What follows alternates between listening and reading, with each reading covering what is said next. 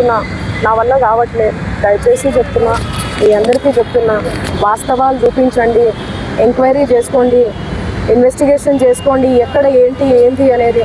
నాకు పాటలు తప్ప, పాటల ప్రపంచం తప్ప నాకు ఏమీ తెలీదు. ప్రజలారా ఎవ్వరు కూడా నమ్మకండి దయచేసి. మీడియా మిత్రులారా, మీరు పెట్టేదానికి కింద కామెంట్లు చూసి కుమిలిపోతున్నా, నా వల్ల కావట్లేదు అసలు. దయచేసి చెప్తున్నా, నేను తప్పు చేస్తే మళ్ళీ చెప్తున్నా, నన్ను ఎక్కడికైనా పిలవండి, నేను ఎక్కడికైనా రానికి సిద్ధం. ఏ పోలీస్ స్టేషన్ గడప తొక్కనికన్నా సిద్ధం, జైలుకి పోవడానికి కూడా సిద్ధం. నాకు అసలు ఆ బాధితుల్ని చూస్తుంటే ప్రాణం పోతే చాలా బాధ అనిపిస్తుంది. వాళ్ళు నా మీద అనిపిస్తున్నా కూడా మంగ్లీ అని చెప్పి, ఏమీ లేని మంగ్లీ అక్కడ, అసలు మంగ్లీకి సంబంధమే లేదు. వాళ్ళు చెప్తున్న బాధ అనిపిస్తుంది నాకు. ఎందుకంటే ఆ పేదరికం నుంచి నేను వచ్చాను, నాకు తెలుసు అది ఆ పెయిన్ ఎట్లుంటుంది అనేది.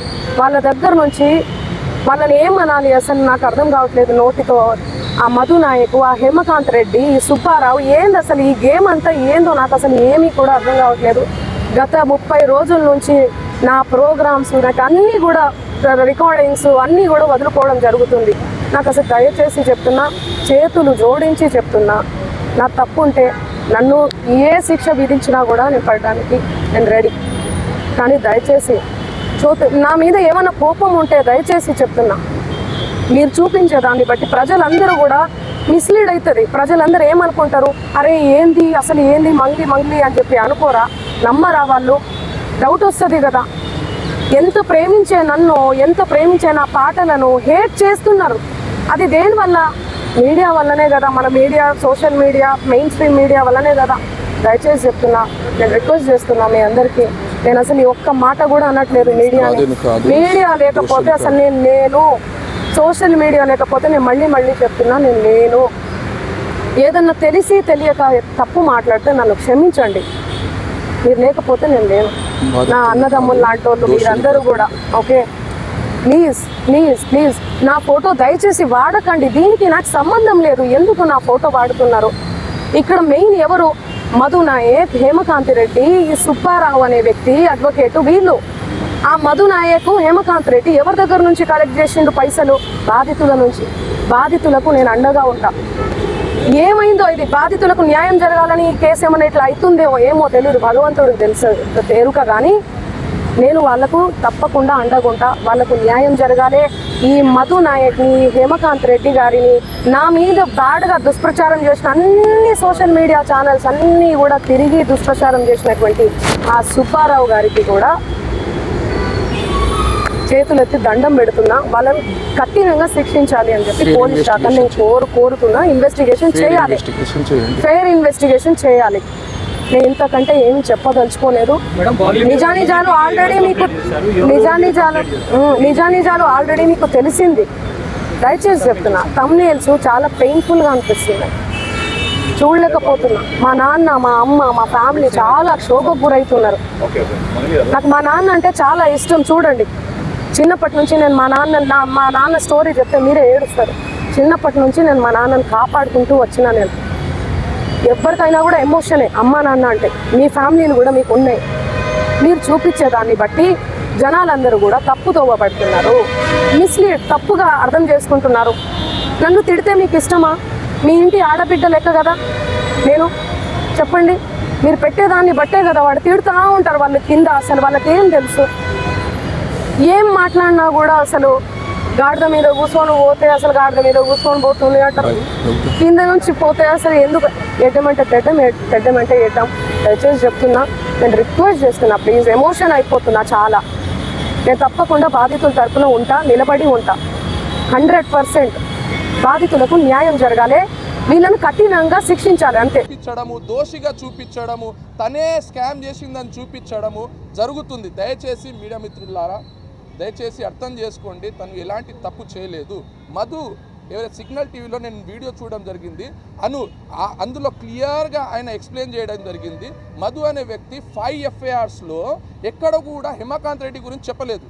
ఎందుకు చెప్పలేదు అని ప్రశ్నిస్తే మీడియాలో, సార్ నాకు ఎన్నో కోట్ల రూపాయలు ఆయన దగ్గర నుంచి వచ్చేది ఉంది, నేను కానీ ఆయన పేరు చెప్పినా అనుకో ఆ డబ్బులు నాకు అందవు, అందుకోసం నేను పేరు చెప్పడం లేదు అని ఆ 5 FIRsలో ఎక్కడ హేమకాంత్ రెడ్డి గురించి ఎక్స్ప్లెయిన్ చేయలేదు.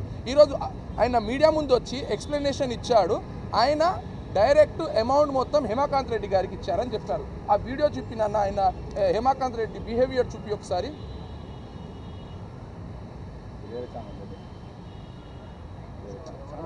ఇది కాదు, ఛానల్ కాదు, ఆ వీడియో ఆయన మీడియా ముందు వచ్చాడు వీడియో, అది ఒక కార్లో నడిపించుకుంటా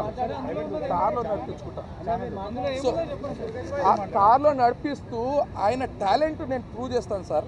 ఆయన చూడండి, మీరే చూడండి, ఆయన సౌండ్ కావాలి.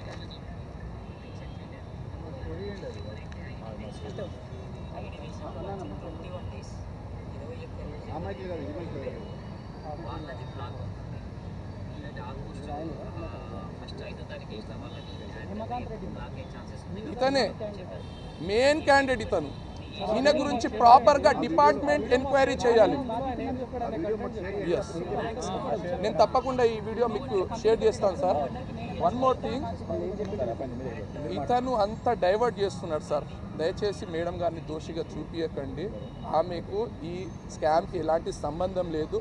ఆమె ఏ కంపెనీలో బాధితుల అమౌంట్ ఏం తీసుకోలేదు. ఆ బాధితులకు ఈమె డైరెక్ట్ ఎవ్వరు లేరు. దయచేసి అర్థం చేసుకొని తనను దోషిగా చూపించకూడదని నేను కోరుతున్నాను.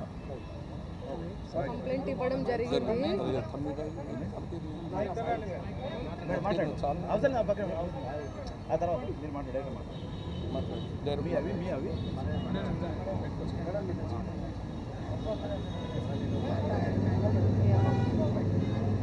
మీడియా మిత్రులందరికీ నమస్కారం.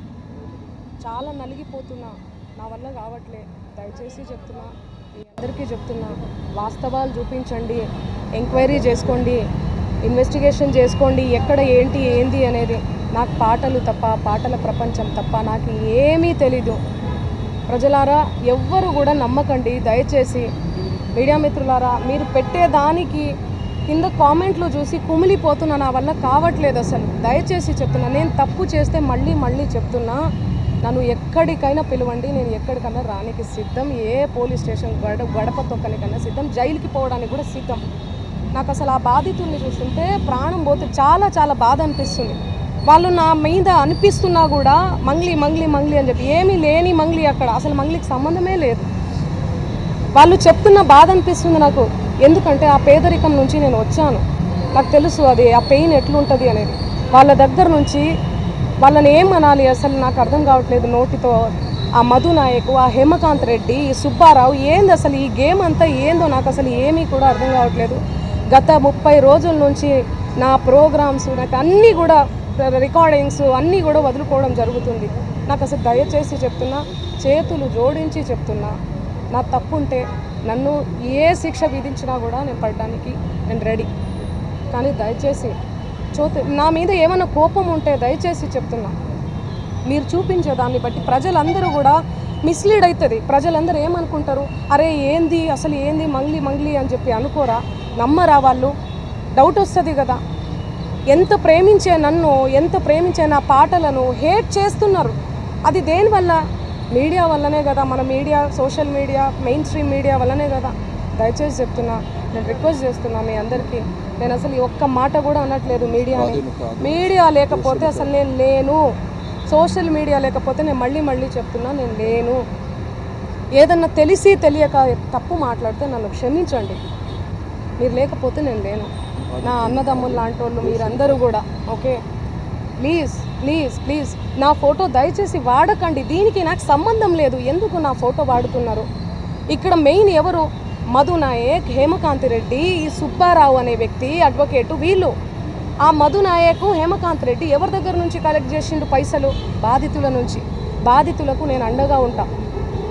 ఏమైందో ఇది, బాధితులకు న్యాయం జరగాలని ఈ కేసు ఏమైనా ఇట్లా అవుతుందేమో ఏమో తెలియదు, భగవంతుడికి తెలుసు ఎరుక. కానీ నేను వాళ్ళకు తప్పకుండా అండగుంటా. వాళ్ళకు న్యాయం జరగాలి. ఈ మధు నాయక్ని, హేమకాంత్ రెడ్డి గారిని, నా మీద బ్యాడ్గా దుష్ప్రచారం చేసిన అన్ని సోషల్ మీడియా ఛానల్స్ అన్నీ కూడా తిరిగి దుష్ప్రచారం చేసినటువంటి ఆ సుబ్బారావు గారికి కూడా చేతులెత్తి దండం పెడుతున్నా. వాళ్ళని కఠినంగా శిక్షించాలి అని చెప్పి పోలీస్ శాఖను నేను కోరుతున్నా. ఇన్వెస్టిగేషన్ చేయాలి, ఫెయిర్ ఇన్వెస్టిగేషన్ చేయాలి. నేను ఇంతకంటే ఏమి చెప్పదలుచుకోలేదు. నిజానిజాలు ఆల్రెడీ మీకు తెలిసింది. దయచేసి చెప్తున్నా, థంబ్నెయిల్స్ చాలా పెయిన్ఫుల్గా అనిపిస్తున్నాయి, చూడలేకపోతున్నా. మా నాన్న, మా అమ్మ, మా ఫ్యామిలీ చాలా క్షోభకు గురవుతున్నారు. నాకు మా నాన్న అంటే చాలా ఇష్టం. చూడండి, చిన్నప్పటి నుంచి నేను మా నాన్న స్టోరీ చెప్తే మీరే ఏడుస్తారు. చిన్నప్పటి నుంచి నేను మా నాన్నని కాపాడుకుంటూ వచ్చిన నేను. ఎవరికైనా కూడా ఎమోషనే అమ్మ నాన్న అంటే. మీ ఫ్యామిలీలు కూడా మీకు ఉన్నాయి.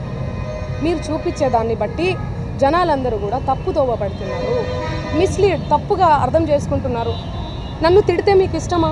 మీ ఇంటి ఆడబిడ్డ లెక్క కదా నేను, చెప్పండి. మీరు పెట్టేదాన్ని బట్టే కదా వాడు తిడుతూ ఉంటారు వాళ్ళు కింద. అసలు వాళ్ళకి ఏం తెలుసు?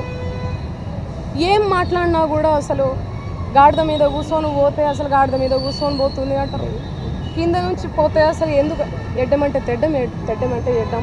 దయచేసి చెప్తున్నా, నేను రిక్వెస్ట్ చేస్తున్నా, ప్లీజ్. ఎమోషన్ అయిపోతున్నా చాలా.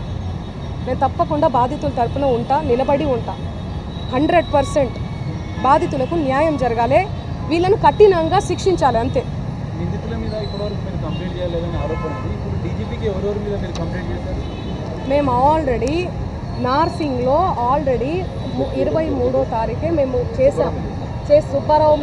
సుబ్బారావు గారి మీద చేశాము, అండ్ వీళ్ళ మీద కూడా చేశాము. ఎవరైతే వినండి, ఎవరైతే నా పేరు చెప్పుకొని పైసలు వసూలు చేసిర్రో వాళ్ళ మీద, మధు నాయక్ మీద, హేమకాంత్ రెడ్డి మీద, సుబ్బారావు గారి మీద, అందరి మీద వేసామండి మేము. అందరి మీద. దానికి సాక్ష్యం మేఘరాజు. చూడండి, ఈయననే ఇచ్చి వచ్చాడు కూడా, కంప్లైంట్ ఇచ్చి వచ్చాడు కూడా. దయచేసి చెప్తున్నా, వినండి. ఈరోజు అయితే చెప్పండి. డీజీపీ గారికి, హిమకాంత్ రెడ్డి గారికి,